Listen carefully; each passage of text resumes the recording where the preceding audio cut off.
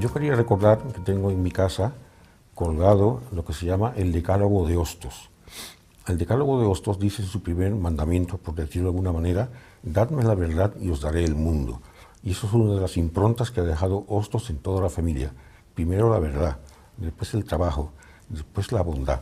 Es decir, todo un conjunto tripartito que debe referir siempre a la familia Hostos. Y eso lo tenemos muy en cuenta. Y eso ha marcado un poco nuestra forma de ser y nuestra forma de pensar.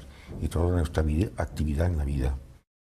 Para mí Hostos es la figura puertorriqueña de mayor dimensión universal.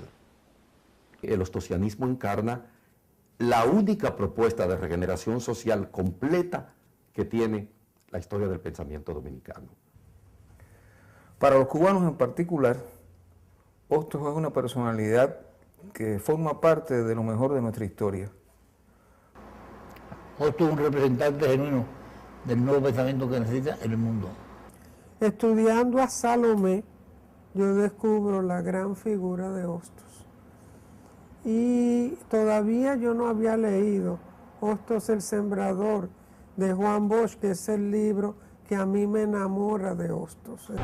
Yo lo que quería pintar ahí era, o dejar en esas páginas era el carácter de Hostos y su dedicación a mejorar las condiciones de los pueblos de América a través de la educación. Por eso el libro se titula Hostos el Sembrador. Hostos era un apóstol que iba sembrando la dignidad, los conocimientos, el pensamiento y el sentimiento latinoamericano por donde quiera que pasara. Palomita mensajera, vete a volar a la mar. Cuéntale a Eugenio María que ha zarpado Bayoán. Eugenio María de Hostos nace el 11 de enero de 1939 en Río Cañas, Mayagüez. Nace en una familia muy consciente del amor fraternal y del deber de los hijos y los padres. Esa trayectoria la va a mantener Eugenio María de Hostos. Su padre lo envía a estudiar fuera de Puerto Rico, pero antes de eso había estudiado en el Liceo San Juan en Mayagüez. Arriba está su casita, en Río Cañas, Mayagüez. Desde allí mira el Caribe, aquí le verán crecer. En España creció firme, sus convicciones formó. De Madrid a Barcelona, supieron de su valor. Bueno, cuando Hostos escribió La peregrinación de Bayoán, era un hombre joven, tenía apenas 24 años. Y sin embargo, una de las cosas más sorprendentes de ese texto literario, de esa novela, es la extraordinaria madurez que exhibe. Es un texto que yo creo que con el tiempo es que ha venido a apreciarse con mayor profundidad. Es de una complejidad extraordinaria. Para dar un ejemplo, Pedreira se refirió a él como una novela inocente, algo que yo pienso que está muy lejos de la realidad. Es un texto muy maduro para la época. Tiene la forma de un diario y esa forma me parece que es importante porque luego sabemos que Hostos, años más tarde, después de publicar este Bayoán, comenzó a escribir su propio diario.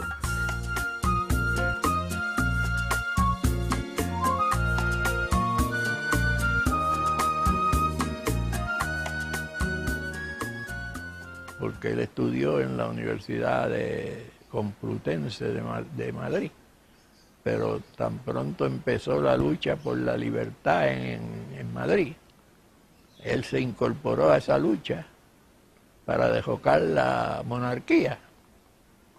Y tan pronto empezó esa labor por la libertad del pueblo español, pues perdió el auspicio de los españoles en el poder. Y entonces pues tuvo que meterse en la revolución gloriosa que llaman en la historia de España, que culmina en el derrocamiento de la monarquía en 1868.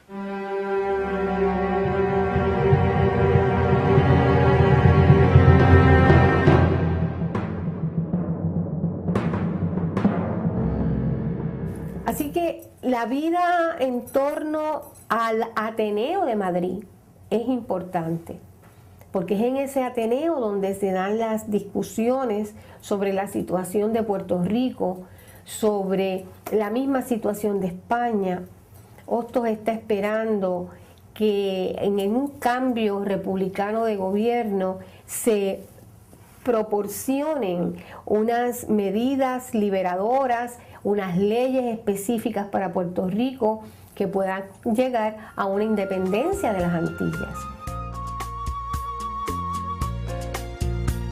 Lo dijo en el Ateneo, lucharía hasta con su vida, exigió que se cumpliera la palabra prometida.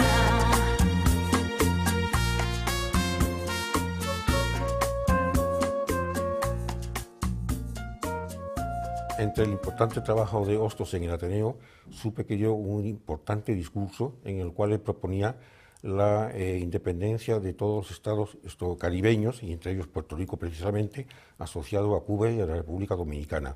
Pero esto fue una labor que nunca llegó a cabo y que no fructificó.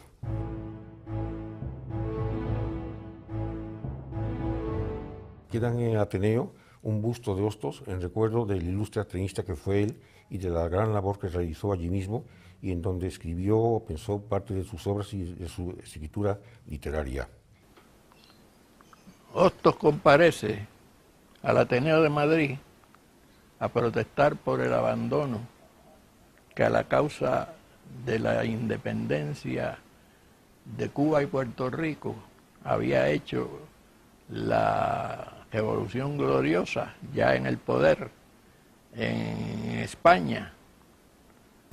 Como esto no ocurre, Hostos rompe prácticamente con todo lo que tiene que ver con España en 1868 con su discurso en el Ateneo de Madrid, en el que reclama vehementemente esa independencia de las Antillas y ese respeto para Cuba y para Puerto Rico. De España se fue a París, de París a Nueva York, comenzó un peregrinaje buscando un mundo mejor.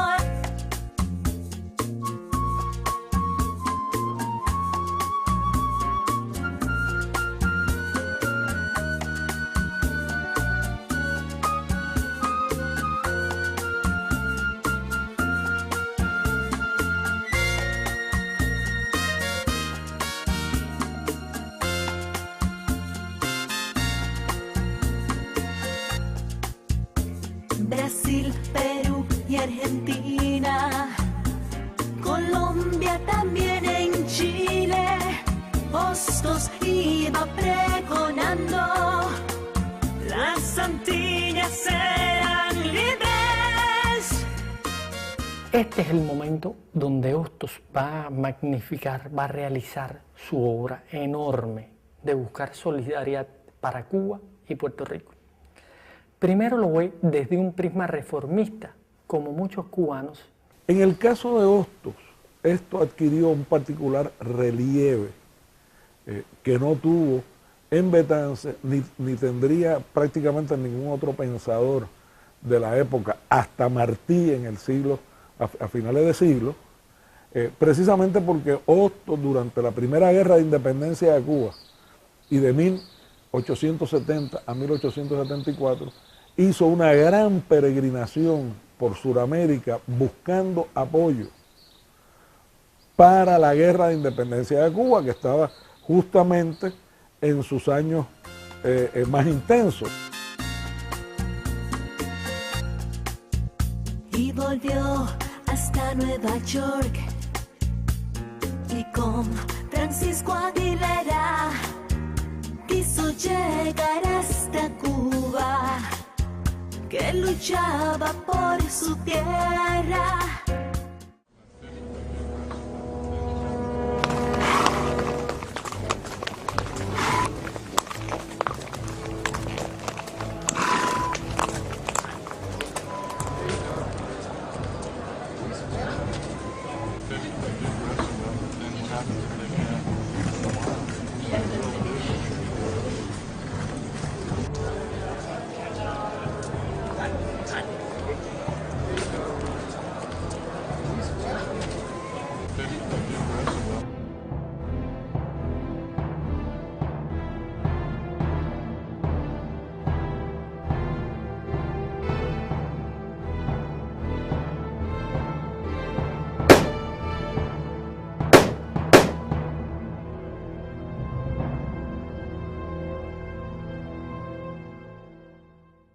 Como otros tantos patriotas puertorriqueños en la guerra del 68 en Cuba y también en la guerra del 95, Hostos fue una persona que estuvo dispuesta a dar su vida por la independencia de Cuba, porque tuvo muy claro no solo, digamos, esa amistad y ese lógico deseo de colaborar con los hermanos cubanos en esa lucha patriótica, sino que además comprendía que la independencia de Cuba era un paso imprescindible y necesario para la independencia también de Puerto Rico y también para avanzar por los caminos de la unidad antillana. Una independencia que en aquel momento todavía para él no está totalmente definida, que irá definiendo a su paso, que irá definiendo al contacto con la Junta Revolucionaria de Cuba y Puerto Rico en Nueva York, al contacto con Betance y sus ideas allá en Nueva York, y al calor de las ideas manejadas tras el movimiento fallido de Lares en 1868 y la sostenida guerra en Cuba con el Grito de Yara del propio año. Se convierte Hostos entonces en un defensor a ultranza de la Revolución cubana. Esto lo va a llevar a distintos viajes por nuestros países de América Latina, a recabar el auxilio. Manifiesta que lo más importante de una revolución es ser conocida. Y él se da cuenta que tiene que hacer conocida su revolución para recabar el apoyo internacional de los pueblos de América. Ve cómo lo que están haciendo los cubanos es aquel reflejo de la primera mitad del siglo, cuando en el continente se levantaron otros independentistas. Recuerdo a nuestra maestra hablándonos de algo así como el ideal antillano, Hostos Duarte Martí. Se unía también a la memoria de Betances y coincide que todos los hombres mencionados fueron figuras de la cultura. Para ellos la necesidad y la urgencia de elaborar un concepto patrio y establecer una federación antillana fue algo que se movía a partir de la intuición de que Puerto Rico, Santo Domingo y Cuba éramos una unidad, no solamente desde el punto de vista étnico, desde el punto de vista de nuestro mestizaje común, sobre la coincidencia en este Caribe americano de los pueblos indoamericanos, de la raza africana, de la raza española y de todas las influencias que nos llegaron de los movimientos de integración y de cambio que en su tiempo estaban más próximos. Llegóse a Santo Domingo, su pluma allí cobró vida, denunció el colonialismo, defendió las tres Antillas.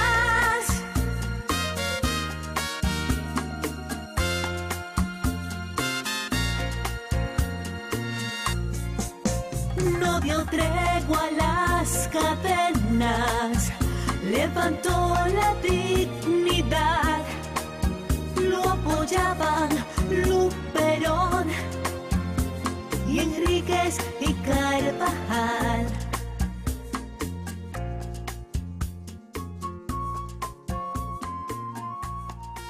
Las jornadas de Eugenio María de Hostos en Santo Domingo se inician con su primer contacto con Gregorio Luperón en la parte norte del país, cuando el héroe de la restauración militar, civilista, político, y al mismo tiempo Luperón se convirtió en una especie de eje de todos los exiliados y revolucionarios, tanto de Puerto Rico como de Cuba, por Puerto Plata, donde él tenía su asiento.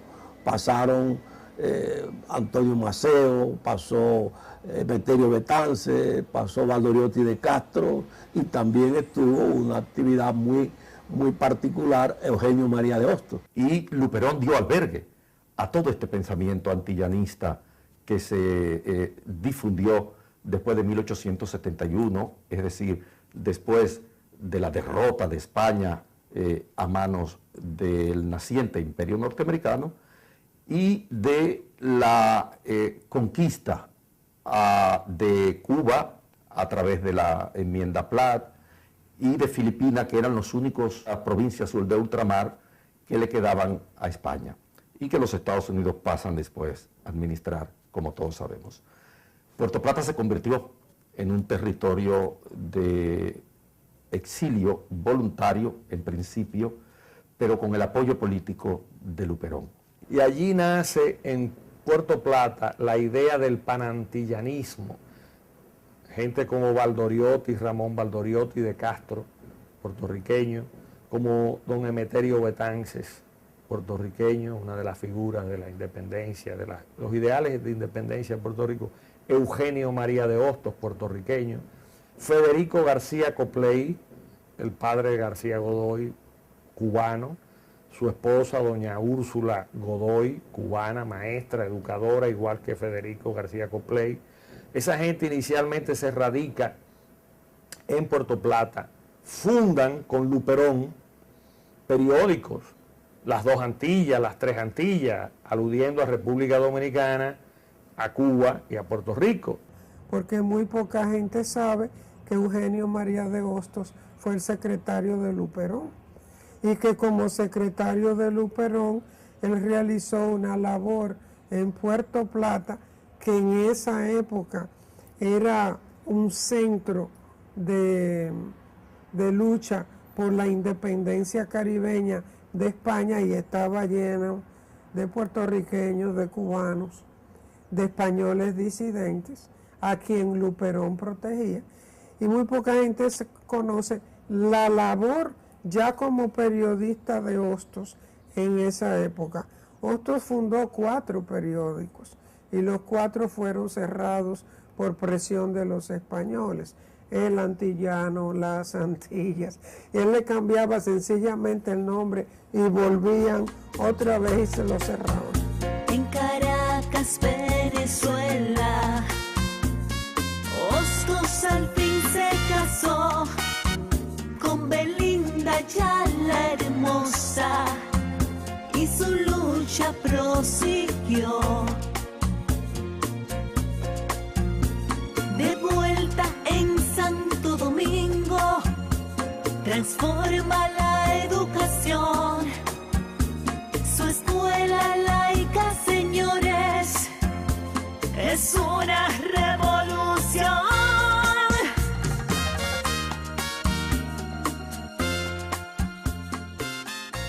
Se traslada aquí a Santo Domingo, entra en relación con los Enrique Sureñas, que tenían para ese entonces o presidían la Sociedad Amigos del País, que congregaba toda la gran intelectualidad o la gente pensante de Santo Domingo, y es ahí donde conoce a Salomé Ureña de Enríquez. Y se deslumbra con la inteligencia, con la cultura, con la la vocación de servicio de Salomé. Y entonces cuando tiene lugar la apertura de la escuela normal en 1880, en la calle, todavía está ahí el lugar, el arzobispo Padre Villini, frente al convento de los dominicos. Ahí se tiene lugar en 1880 la escuela normal.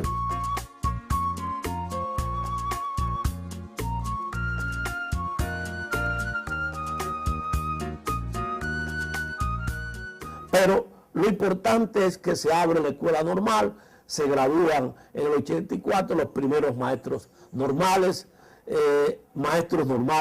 que indudablemente van a crear una especie de legión de educadores que van a formar parte de la sociedad, de la transformación de la sociedad dominicana. En esa época la forma de enseñar era la lectura, el discurso desde un podio a 100 estudiantes. Y el ejercicio fundamental era el de la memorización. Entonces Hostos dijo, esto no puede ser. Hay que reducir el número de estudiantes por curso. Lo redujo de 100 a 20. Cada curso debe tener un profesor o profesora y un monitor. Y el profesor o profesora es un facilitador del proceso de enseñanza, no es el que dicta lo que el estudiante o la estudiante debe saber. Introdujo la educación mixta, es decir, varones y hembras en los mismos cursos, permitió que las niñas hicieran deportes, lo cual estaba prohibido, deportes y gimnasia, y además que las niñas pudiesen estudiar ciencias. Hoy todavía se puede ver en la Paz de Villini, donde tuvo lugar la apertura, una placa donde se consigna ese hecho que marca un hito significativo en la educación dominicana. ¿Por qué? Porque pasamos, o por lo menos hay una opción nueva de la educación tradicional neoclásica, neotomista, que dirigía la Iglesia Católica, básicamente Francisco Javier Villini en el Colegio San Luis Gonzaga y Fernando Arturo de Meriño, que era realmente arzobispo. Esa educación neoclásica, neotomista, como se quiera llamar, es golpeada, si se quiere decir, es transformada por una visión educativa nueva. Libertad de pensamiento formó la escuela normal. Hostos Eugenio María, al clero le huele mal. El debate, el único conflicto ahí fue, conflicto fuerte, que un historiador la llama la batalla por las aulas, Jaime Domínguez lo ha llamado así, fue con la Iglesia Católica. La Iglesia Católica tenía el monopolio prácticamente de la enseñanza y era un sentido común que la enseñanza debía hacerse junto con el catecismo y con la enseñanza religiosa.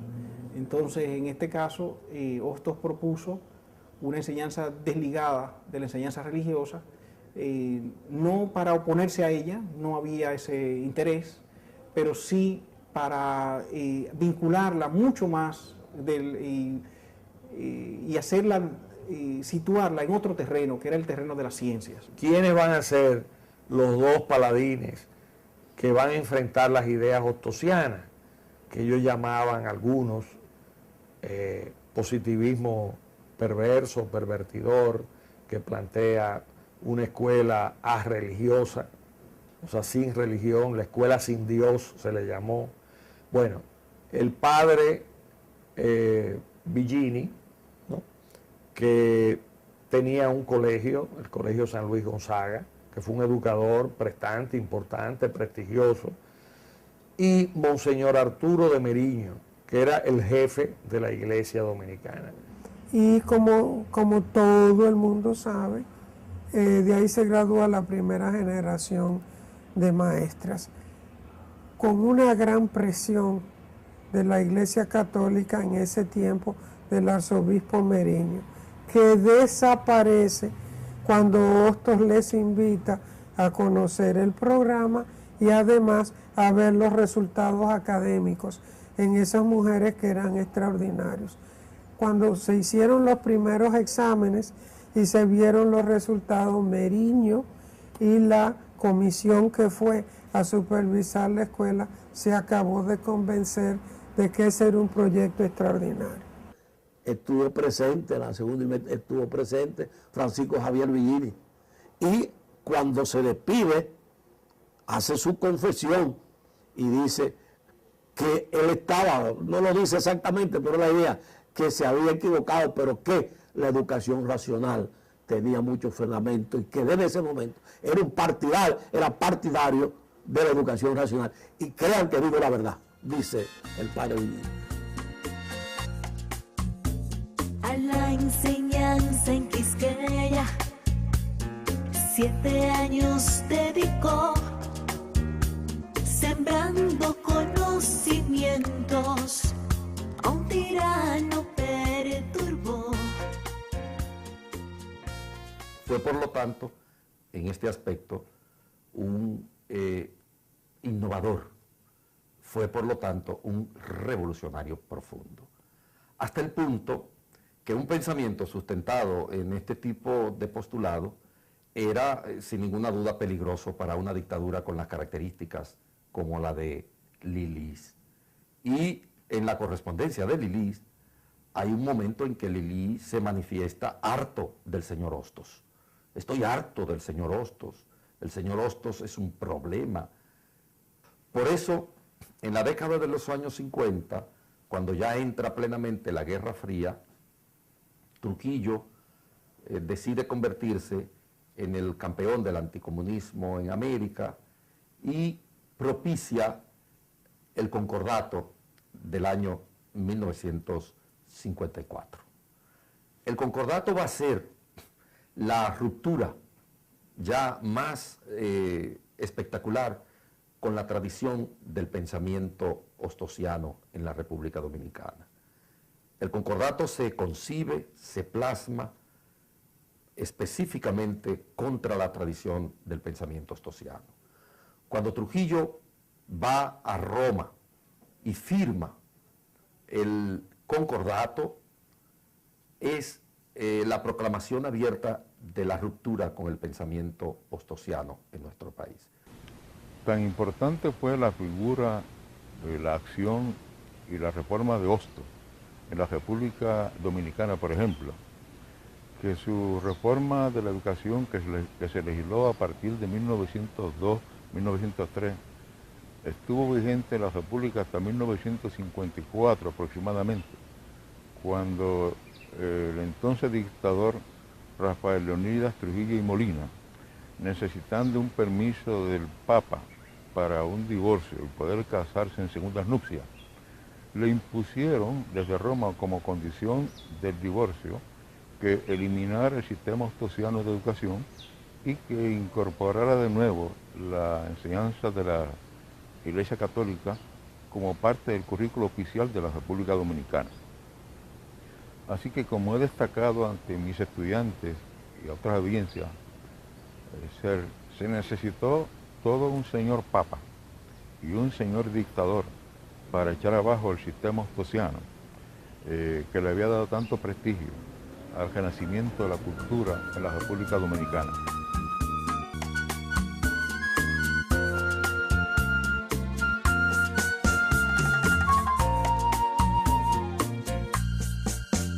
Despreciaba las cadenas, como lo dijo Juan Bosch.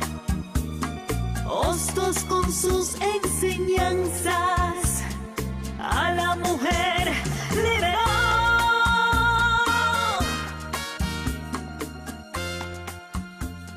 Hostos además es significativo para el pensamiento actual, porque en 1873 aproximadamente publicó en Chile un ensayo titulado La educación científica de la mujer.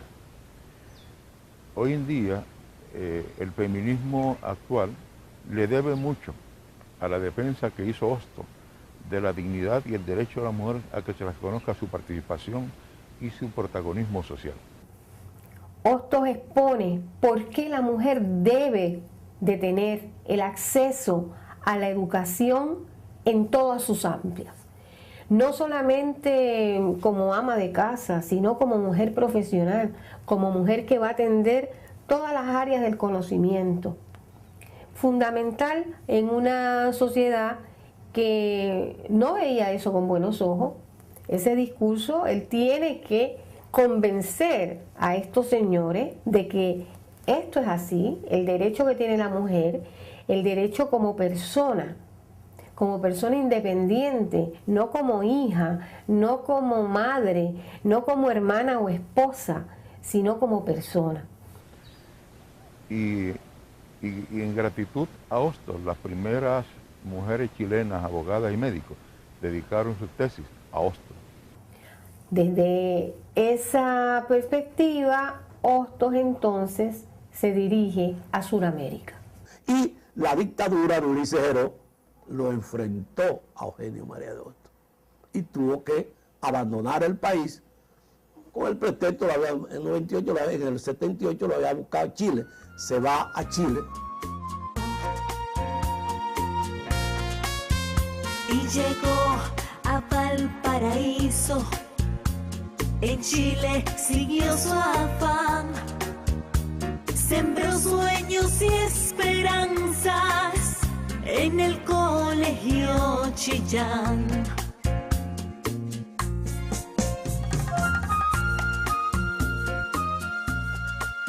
Eso nos ayuda a entender por qué Hostos fue a parar a Chile. Precisamente porque las contradicciones crecientes con el gobierno de Lili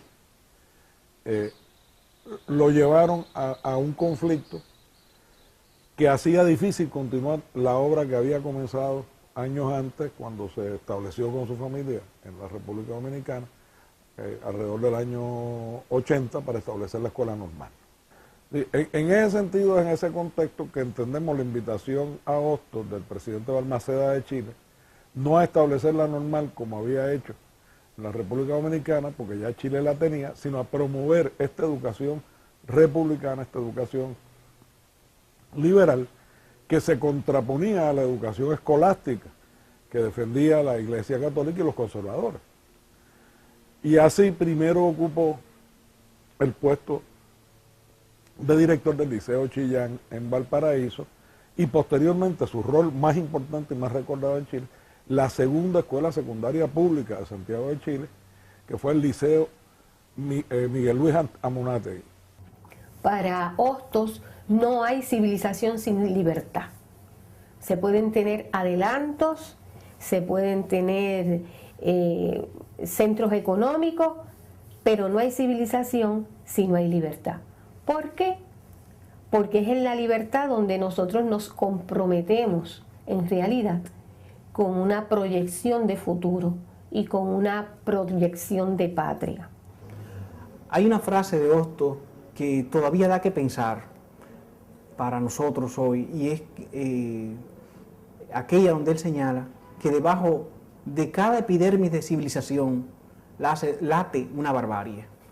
Eso es parece como una cosa muy sencillita, pero estaba diciendo que con lo que conseguimos cuando tenemos tecnología, cuando tenemos, hoy día podemos hacer de computadora, todo eso, es algo siempre superficial, si debajo no hay un desarrollo espiritual concomitante que lo sustente para el bien.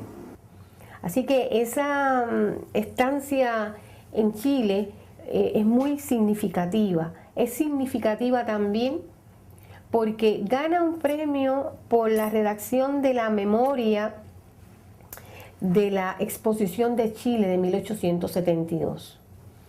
Esas exposiciones lo que mostraban era todo el desarrollo que tenía el país en todos sus aspectos. en el aspecto agrícola, industrial, económico, de profesiones, de organizaciones. Y él está viendo en Chile la culminación de la organización social basada en la libertad que quisiera para Puerto Rico. Yo entiendo que ese periodo de Chile lo va a marcar y le va a mantener viva la llama del trabajo con Puerto Rico. No importa dónde él esté trabajando, no importa en qué país esté laborando, él sigue pensando cómo va a contribuir a que Puerto Rico alcance su verdadero nivel de civilización.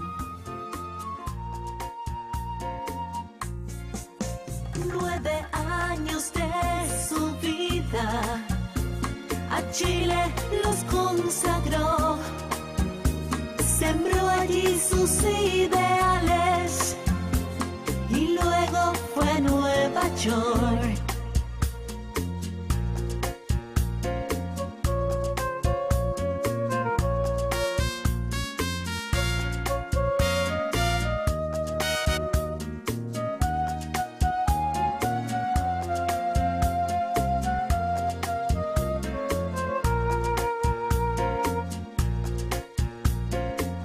Nueva York proseguía su apostolado mayor, la lucha por las Antillas le hacía sentirse mejor.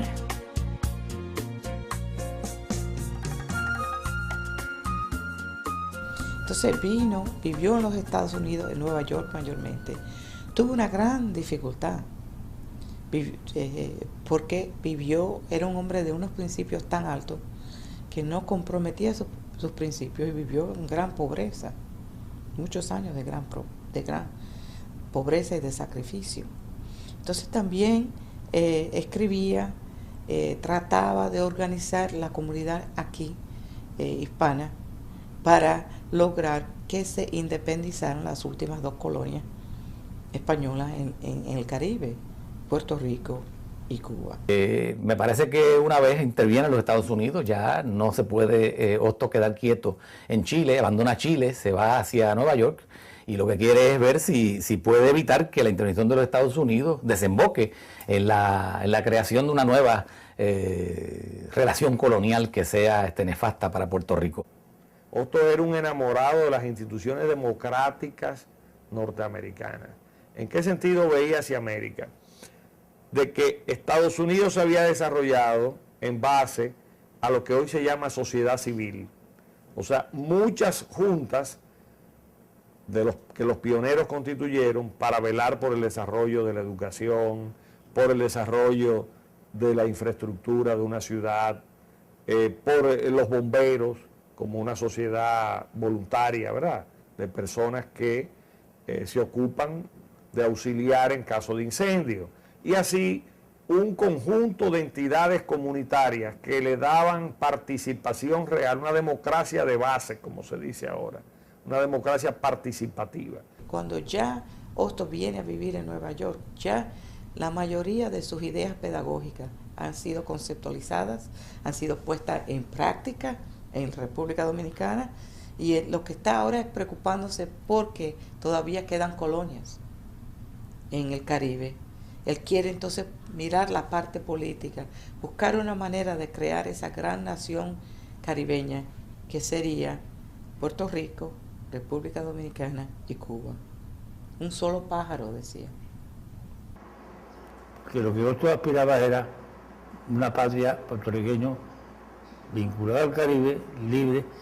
No aspiraba a que fuera en antagonismo con los Estados Unidos, con el pueblo de Estados Unidos.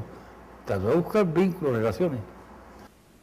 Como se había hecho en el 1868, cuando se da el grito de Lares aquí en Puerto Rico, seguido del grito de Yara en Cuba, y naturalmente la de Cuba dio arranque a una guerra de 10 años y la de Puerto Rico fue asfixiada al día siguiente en San Sebastián del Pepino, donde se fueron los revolucionarios que habían tomado Alares a extender el ámbito de su acción revolucionaria. Pero esa actividad revolucionaria había sido ya delatada a los españoles desde Camuy, y entonces por eso fue que tuvieron que anticiparla cuando supieron que había habido esa delación. Esto se iba a llevar a cabo posiblemente después de la cubana, porque la lucha nuestra siempre estuvo vinculada a la de Cuba y a la de la isla de la Española, tanto en la punta haitiana como en la punta dominicana. De Chile recibe la indicación de la guerra con hispano-cubana americana en términos de lo que nosotros llamamos la guerra del 98. Así que ese proceso de ocupación militar de Estados Unidos en Cuba y por ende luego en Puerto Rico y las otras posesiones que le quedaban a España en ultramar, pues motiva a una reflexión de qué es lo que va a ocurrir. Hostos tiene una esperanza de que bajo el gobierno norteamericano se les reconozcan los derechos como tal a las Antillas. La situación como va desarrollándose la vamos captando en su diario y en los papeles que dejó organizados para la Liga de Patriotas. De una nueva América que tenía que librarse, según Hostos, del pasado a un presente colonial que estaba, digamos, políticamente ahí, vivo, en Cuba y en Puerto Rico, pero que también se hacía sentir a través de múltiples tradiciones, a través de múltiples costumbres en los pueblos de nuestra América. Y del futuro que ya desde los años 70 está avisorando Hostos, del gran peligro que representa la conversión acelerada de Estados Unidos en una potencia de alcances y de apetitos continentales. Y que sabemos que será la última gran batalla en su vejez, la gran batalla que dará cuando su regreso al fin a Puerto Rico, pero no al Puerto Rico que él había soñado, no al Puerto Rico libre, sino al Puerto Rico ocupado por las tropas de Estados Unidos y que no pudo alcanzar en ese momento la independencia. Esa última gran batalla en la que Hostos dejó organizadas las líneas de la Liga de los Patriotas Puertorriqueños, que por cierto tiene muchos vínculos con el actual movimiento, o deberíamos decirlo al revés, ¿verdad? Que el movimiento independentista hostosiano hoy ha retomado muchas de aquellas líneas de los estatutos con que fijó la organización de aquella Liga de Patriotas Puertorriqueños, pues el propio Hostos. Y volvió a su Puerto Rico con la idea de lograr realizar un plebiscito que nunca pudo cuajar. Del presidente McKinley muchas palabras oyó, fueron palabras al viento y el viento se las llevó. En Puerto Rico, por el contrario, Hostos tuvo una gran frustración. Y tuvo una gran frustración porque en nuestro país, después del grito del Ares de 1868, hubo una tremenda persecución contra el independentismo. Por eso las dos figuras más importantes del independentismo puertorriqueño, que eran Hostos y Ramón Emeterio Betance, tuvieron que pasar su vida fundamentalmente en el exilio. Así que esa Liga de Patriotas, ese plan que se presenta en Puerto Rico, que le vale ser uno de los comisionados a Washington a entrar a esa negociación con el presidente McKinley, es la misma que él, de la cual él se retira y deja encargado a Manuel Seno Gandía con unas instrucciones de lo que debe de ser y de lo que se debe de acordar. Él está pidiendo ahí libertad de aduanas, libertad para establecer contactos con el extranjero, reconocer el valor jurídico de la persona puertorriqueña. Nada de eso se da. Si Hostos regresara hoy, regresara a nuestro mundo, regresara a Puerto Rico, yo entiendo que se sentiría de un modo muy parecido al que terminó su vida, vamos a decir, o muy parecido al que se sintió cuando regresó al Puerto Rico del 98, del 900, y que lo hizo irse a Dominicana. Yo creo que se sentiría muy desilusionado, sobre todo con nuestros líderes, con nuestras élites. Yo no creo que en absoluto avergonzado de su pueblo o de la parte de las decisiones que le toca a su pueblo, porque entendería como entendía entonces el peso que tienen las potencias, los intereses militares y económicos, y el rol de las élites en orientar o desorientar los pueblos. Y a menudo, con respecto a Puerto Rico y a nuestra América, olvidamos eso, que no es el imperialismo el único responsable de lo que nos pasa. También a menudo, y sobre todo, las élites y las élites de gobierno son responsables también de lo que nos pasa.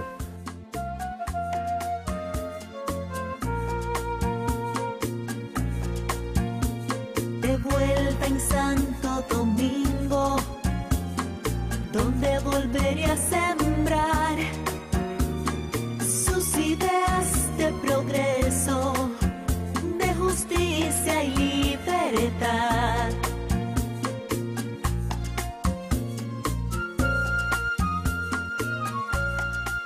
Bueno, el hecho es que este señor abogó cuando regresó en el 1900 a Santo Domingo, él muere en 1903, él abogó por la creación de una universidad para obreros y la inició, o sea, una universidad nocturna. O sea, Hostos es un propiciador de la formación, ¿no?, para los trabajadores también, con una visión que en cierto modo, no necesariamente socialista, pero bastante cercana a lo que podría ser un pensamiento liberal progresista, casi socialista en muchos aspectos. Y es curioso, hay una anécdota de un estudiante neoyorquino que en la oficina de un profesor allá en Nueva York ve el retrato de Hostos y le pregunta al profesor, sabiendo que es un puertorriqueño, que por qué tenía la imagen de un dominicano en su oficina. El profesor, sorprendido, le explicó al alumno que no era un dominicano, que era un puertorriqueño, le habló de su nacimiento en Mayagüez, de sus padres. Sin embargo, el profesor comenta que al retirarse el alumno, le replicaba, usted es un profesor, sabe lo que está diciendo y lo ha argumentado muy bien, pero para mí me marcho diciendo que Eugenio María de Hostos es dominicano. Y esto nos refleja la labor de este hombre, cuánto hizo por la América Latina. Hostos es un prócer de las Antillas y de América entera, porque tenía la visión de todo el continente y él veía las Antillas como luego lo visualizó José Martí, y que es el lugar de América donde se puede establecer el equilibrio entre las dos Américas, la del norte y la del sur. Y para eso, garantizar la independencia de las Antillas es esencial como actividad americana no solamente de dimensión nacional de los pueblos antillanos, sino de todo el continente, porque, como luego lo señalaba Martí, cuando le tocó dirigir la fundación del Partido Revolucionario de Cuba y Puerto Rico, en las Antillas es que se daría el equilibrio entre los dos mundos de América para evitar que con su fuerza el norte se tragara al sur. Y por eso Hostos yo diría que es un ciudadano de Cuba, es un ciudadano de Puerto Rico, es un ciudadano de Santo Domingo, es un ciudadano de la América toda y es un ciudadano del mundo. Yo pienso que la independencia de Puerto Rico es inevitable. Es inevitable y a nosotros nos ha salvado la cultura, porque es la cultura la que nos ha vinculado irremediablemente a la América antillana y a la América latina, por virtud de la asociación que tenemos con esta desde el punto de vista cultural. Por eso la cultura ha sido la tabla de salvación de la nación puertorriqueña. Y como eso es así, y los yanquis ya lo conocen, y saben que Puerto Rico no es asimilable a los Estados Unidos, pues cualquiera que sea la solución que ellos accedan a dar al drama de Puerto Rico, tiene que ser conforme a esa convicción que ya tienen de que este es un país diferente a los Estados Unidos, no quiere decir enemigo, sino un país diferenciado de Estados Unidos. Porque las ideas de Hostos están frescas y tienen vigencia plena en la sociedad dominicana de hoy. Las tareas que nos hemos impuesto para modernizar el Estado dominicano, para desarrollar la sociedad dominicana, tienen una raíz muy directa en los planteamientos que Hostos hizo como programa de trabajo para la generación sobre la que él influyó en los finales del siglo XIX y principios del siglo XX.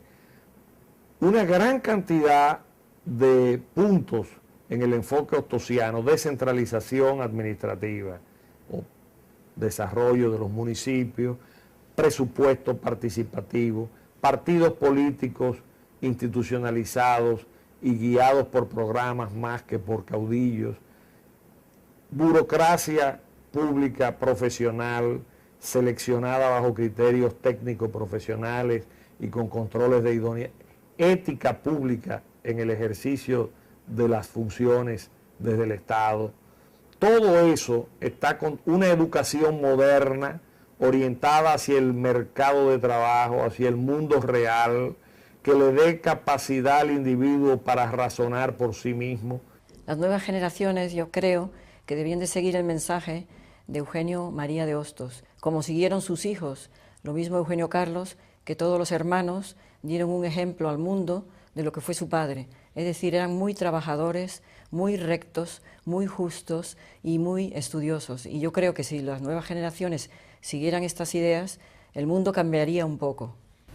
Así que Hostos, mirado desde todos los ángulos, fue, como dice Pedreira, un ciudadano de América, comprometido con lo mejor de América. Y yo personalmente espero que algún día se le reconozca en Puerto Rico la valía de Hostos, como se lo han reconocido en la República Dominicana, donde sus restos están en el Panteón Nacional de los Héroes, que es la distinción más elevada que se le puede hacer a puertorriqueño alguno. Hay una agenda pendiente con Hostos, porque no es el hombre que muere, y parece ser que queda plasmado en el discurso que pronuncia Francisco Federico Enríquez y Carvajal en el cementerio, en el entierro de Hostos, cuando concluye: oh América infeliz, que solo sabe de tus grandes vivos cuando ya son tus grandes muertos.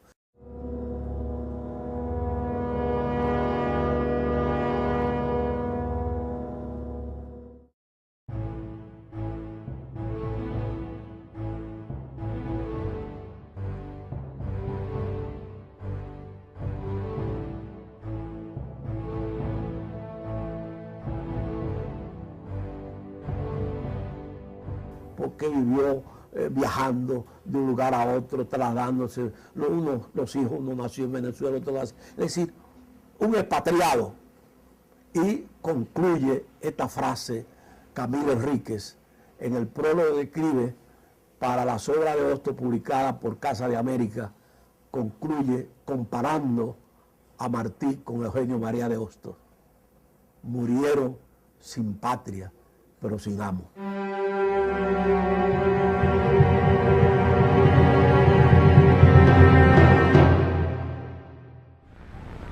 Y Hostos fue para mí en realidad un maestro a través de su obra, que transformó mi destino.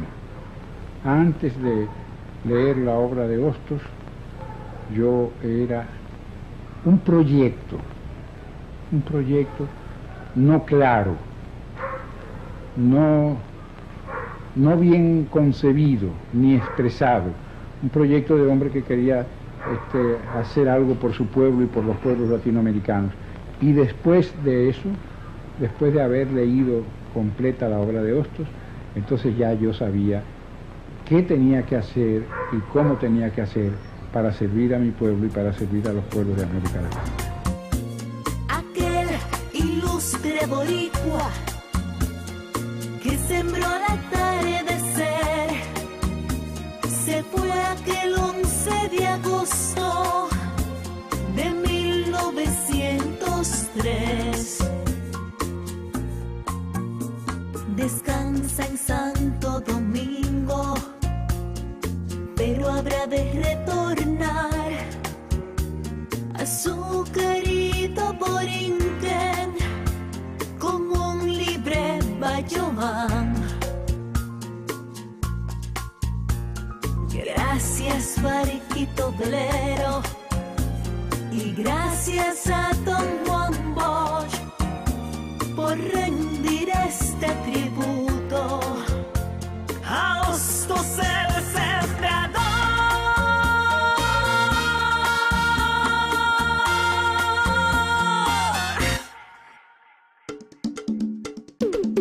Palomita mensajera, ven a volar a la mar. Cuéntale a Eugenio María que ha zarpado Bayón de Cuba a Santo Domingo.